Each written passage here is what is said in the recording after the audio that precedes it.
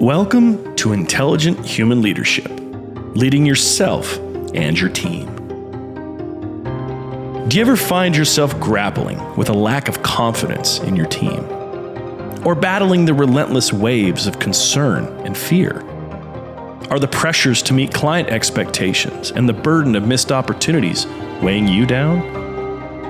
On this podcast, you'll discover the strategies and insights that will reignite your team's morale and help you find the harmony and knowledge you seek to propel your business forward.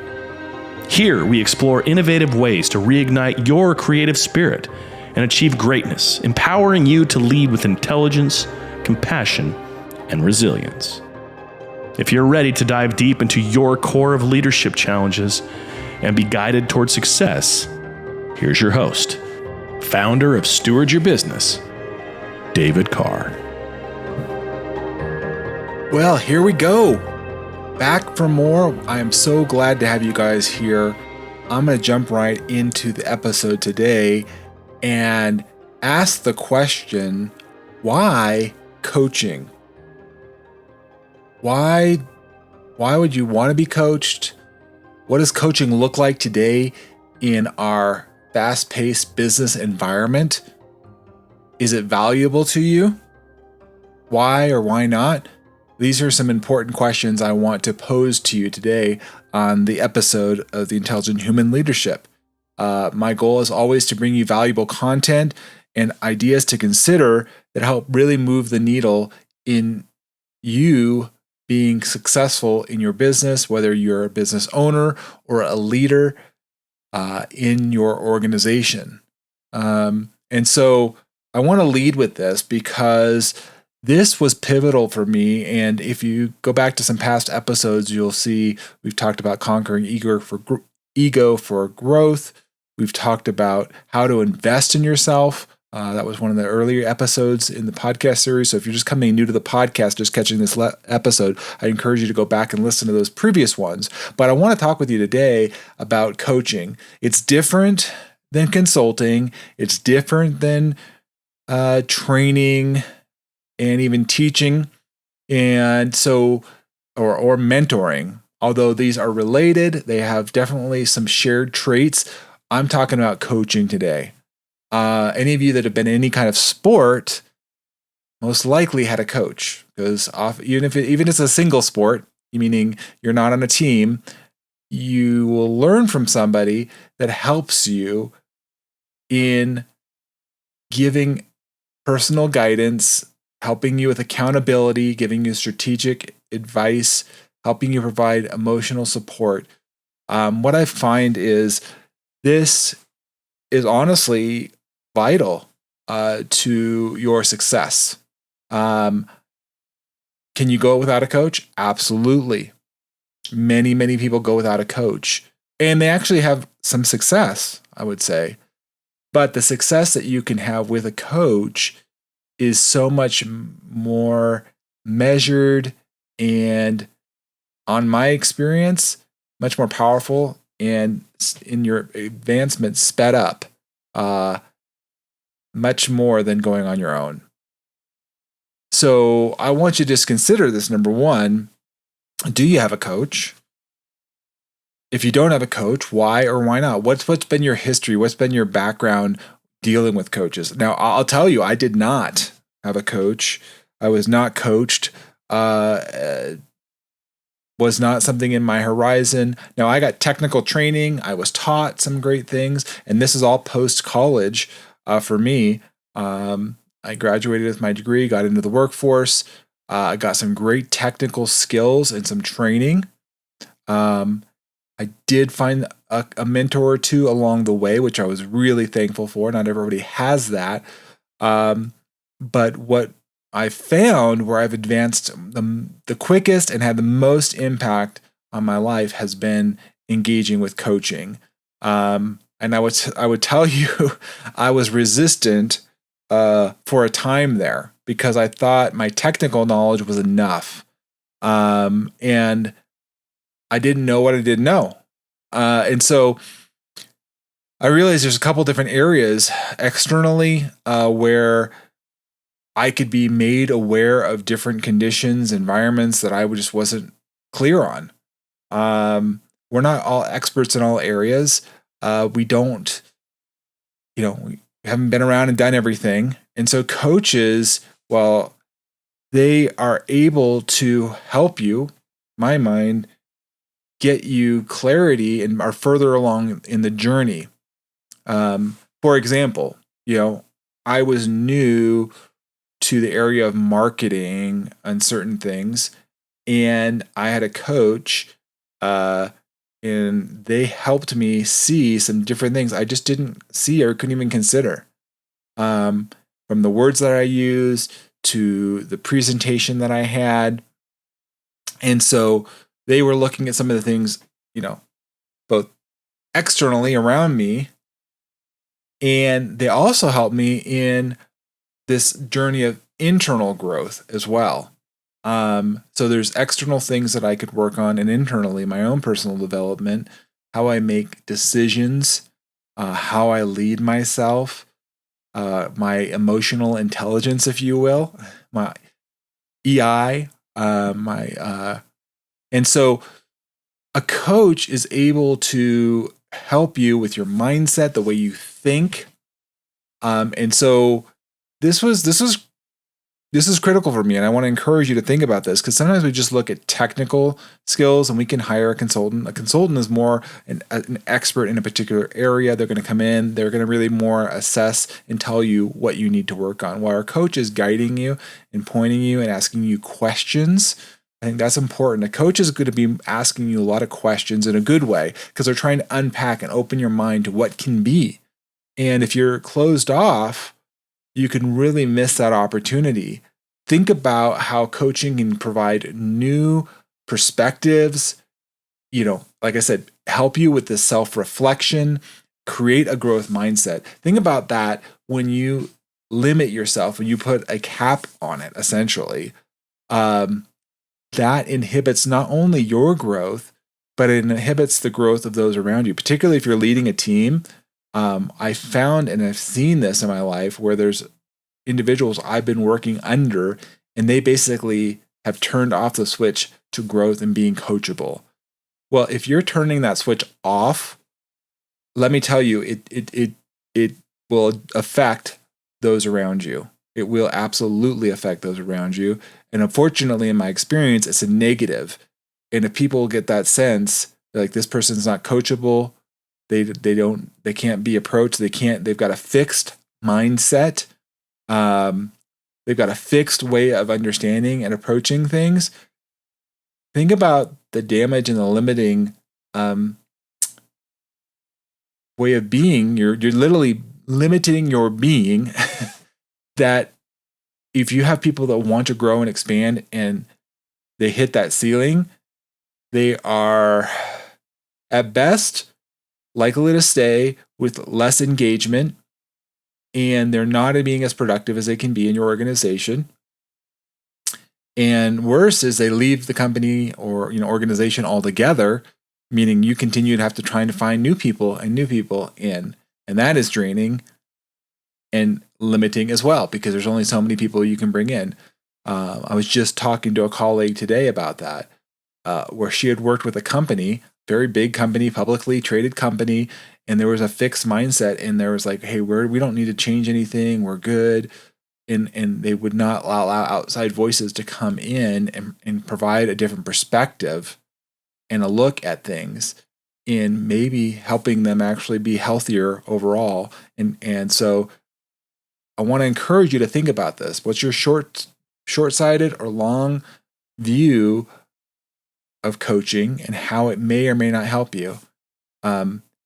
If you think it may not help you, I want to encourage you to look and see, maybe you've had a negative experience. Because I talked about this actually recently on the Business Roundtable podcast, which is another podcast I host. If you guys are interested, we get business owners on that one as well. And it's a roundtable format where we talk and share insights. And we were talking about, a related topic in here in coaching, and how to find the right coach. As you're listening to this podcast, I'm passionate about that. owning, steward your business, and helping business owners in your teams lead themselves better, right? And well, lead yourself well and lead your team. So how do we avoid these pitfalls and challenges from being uncoached? So there is oftentimes misalignment, and so a coach is going to help you in that. So let's just use, I'll use marketing as an example, right? If we are having difficulty understanding and adapting to market trends and maybe customer needs without understanding of this, how do we navigate this and get feedback? We may be continuing in misalignment and we're not getting the results we really, really desire. Again, a coach will ask you good questions. And if you don't have the answers, that's okay. You don't have to have this as the answers, but you're going to discover them together. Why aren't my clients responding to me in this way? Or why am I not getting in the sales? Or why am I struggling in retaining existing clients? And so the coach is going to ask you some questions and help you get clarity as to why do you want those clients? What is important to them? What is driving customer success? And helping you to understand that. Perhaps it's, looking at, building a network. This is the thing I find with coaching is really, really important. A lot of times when we go it alone, right? We have no other people to talk to, not just our coach, but hopefully, one of the things I specialize in is both individual and group coaching, and there's power in both. And I would say, honestly, I would look for both opportunities where you can be coached one-on-one, if nothing else, and maybe what I call a hot seat or in a group setting, but you could be coached one-on-one, or be in a group setting where you have a coach, but you also have a cohort or a group that you're a part of. Oftentimes what we find in leadership, or for me, I grew up, in the environmental consulting world, right? And I was grew up to be a biologist. I knew how to do field surveys and monitoring, but I didn't have a community I can connect with and talk with outside of the technical skills, which I appreciated that. I am and have been a member of organizations like the Wildlife Society and other professional organizations. Some of them do address coaching. Sometimes it's more mentorship.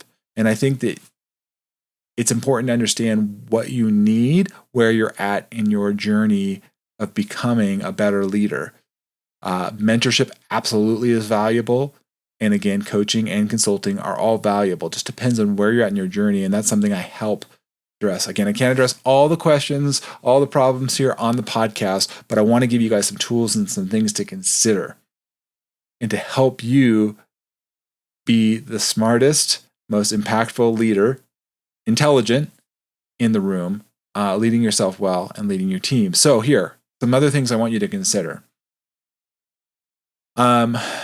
Oftentimes, internally, we may have roadblocks, meaning we may be overconfident or underconfident.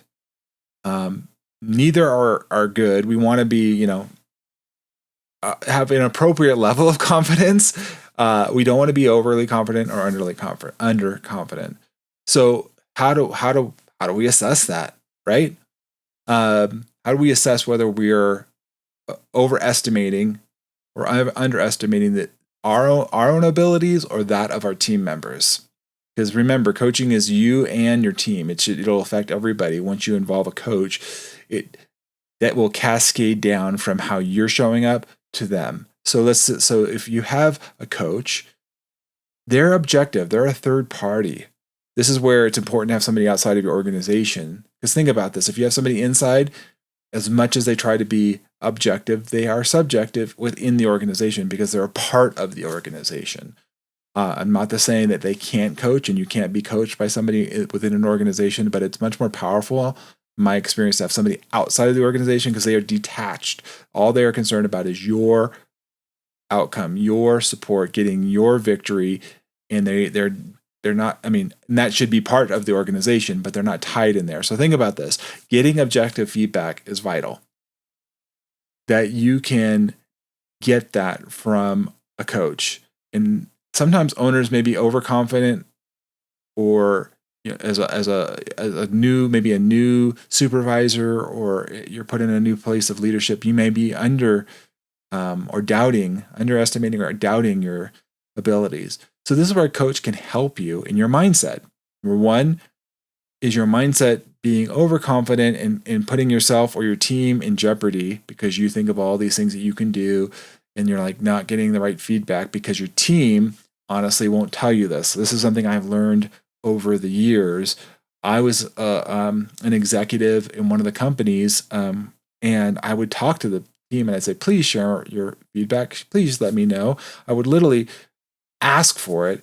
And yes, some would share, absolutely, but there was others that wouldn't share because I didn't ask them. It was because they had a self-limiting belief or a way of understanding. And they're like, I can't bother David. I can't bother the owner of the company. They're too busy. And so there was a mindset there. But a coach can come in and kind of unravel that, if you will, and help open that up and to get and ask questions and get them to open up and share that you wouldn't get otherwise.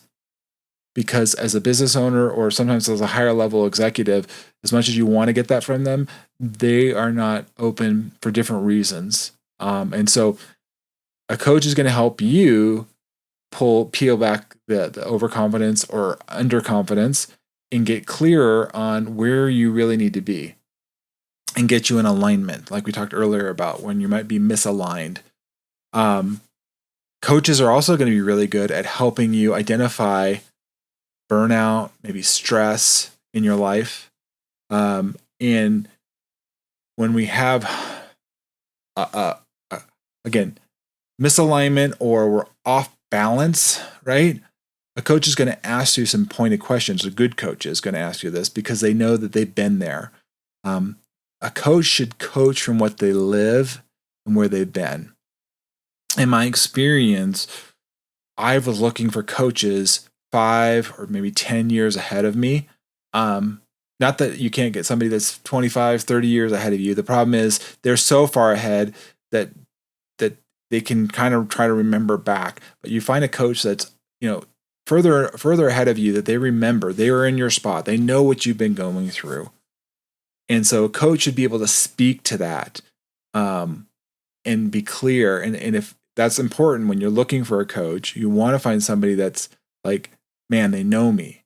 They've been where I've been and they got through it and they're actually better for it. They're doing better now than they were back then. I would love to have had a coach when I was first doing this multi-million-dollar contract that I had in my career. About 10 years in or so into my career, maybe a little bit more than that, I took on a multi-million-dollar contract, the biggest I've ever had. In fact, the biggest that ever was in the company at that time.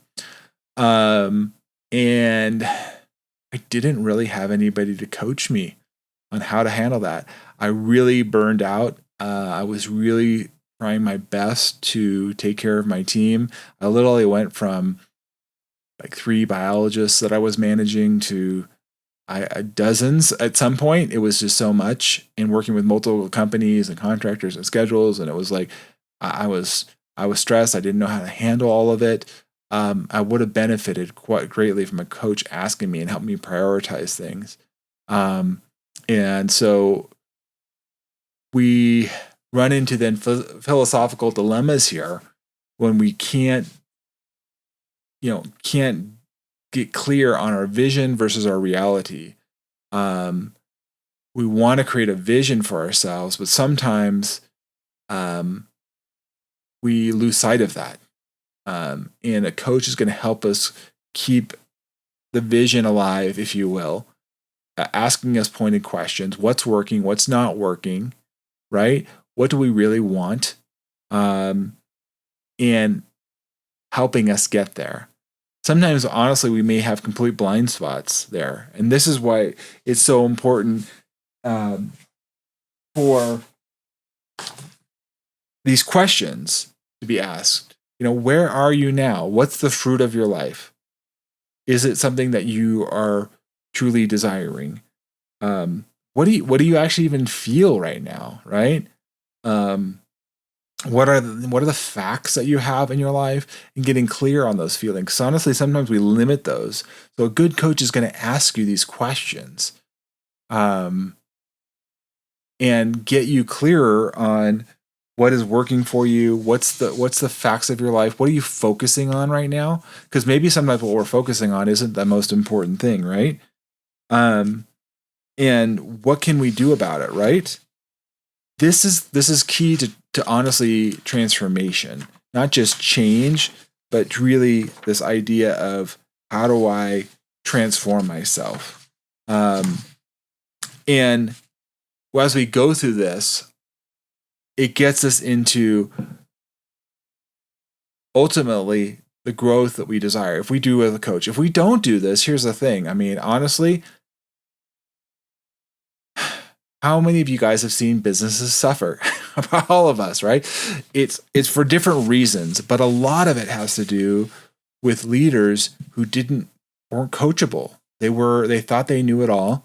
They wanted to hold tight, and they literally crashed the company, if you will. Or you had somebody in the organization that was so strong-headed and I would say maybe ultra overconfident. They couldn't see the blind spots, and that caused damage in the company. Now the damage can be, like I said, on the good. Earlier I said maybe your productivity goes down somewhat. You have some lower disengaged staff. But I just talked with another colleague this week who was telling me about all the negative ways that the company was damaging the employees by, unfortunately, bad leadership. And I think, as much as they were trying to talk and give feedback, they weren't having it. They weren't being coachable. And so this is really, really important. If we don't look at this, we risk the danger of not only hurting ourselves, limiting ourselves in our growth and ability, but it's really affecting those around us. And I don't think anybody intentionally wants to do that. But the reality is we have a wall of self-preservation, and we have these tendencies that we want to protect ourselves. Well, the protection is, while that may be a natural sense of it, it actually does more damage and limitations to our growth. And so we have to look at those tendencies. And so what I started this episode off, because I wanted you guys to consider this. Are you coachable? And if your gut was, I don't need a coach, I don't want a coach, I don't need a coach, I wanted to just ask you to look at that story. How is it serving you? How is it getting you what you want? I'm not saying everybody has to have a coach all the time, but I personally invested in coaching years ago, and I continue to, because I wouldn't ask anybody to invest in me in a coach if I wasn't doing it myself. Again, I lead from what I live. That's super, super important. If you embrace coachability for success, you open yourself up to being open-minded. You humble yourself, right? You have a willingness to change, to be transformed, and you can take committed action. That is powerful. That is who an intelligent leader really is. I want to encourage you in that journey, in discovering that, because that is great power, and that's who people will follow. People that are open-minded, they have humility, they have a willingness to be coached, to transform, to look at things, to take action, take accountability for themselves, and make positive change in their life. I mentioned earlier, how do you do this, right? Well, one way is look at a coach that offers value. Like, that's why I have this podcast. That's why I want to give you guys information and helping you to say, I'm not asking for anything. I'm giving you and inviting you. If this is something that resonates with you, come and find out some more and see if the Steward Yourself program is going to help you and get you where you need to be. I do a free discovery call, and I'm right here. I'm recording this on April 1st, 2024, April Fool's Day. Well, you're no fool. You're listening to this podcast. And as I said in the previous podcast, those that want to learn more and have a coaching call with me this month in April, as you listen to this, I'm giving away a free copy of the Communication Code. If you guys watch this on YouTube, you can see me hold up the book. That is another great resource to help you be the most intelligent human leader. So when you invest in yourself, go back to episode 3 if you want to listen to more on that, investing in yourself. This is not an expense, it's an investment. And I was talking to a client today and we were both agreed.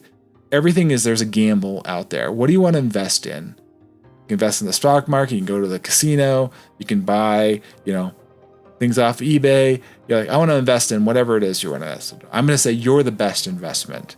Bet on yourself. Invest in yourself. Whatever that looks like for you. If Steward Your Business, this resonates for you and you're like, David, I want to know more, reach out to me.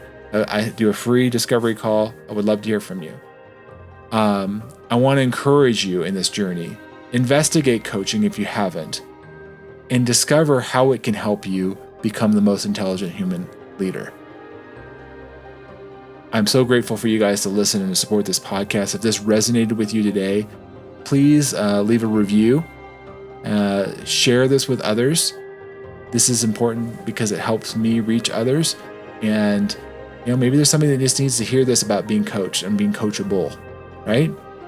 And knowing that, hey, this can make a difference and you can be making that lasting change, that true transformation in yourself. Start with you. Invest in who you want to become. I'm so grateful again for you guys joining with me. I'm grateful to be your host here, David Carr of the Intelligent Human Leadership Podcast. And until next time, take good care of yourself and have an amazing day. Thanks for listening.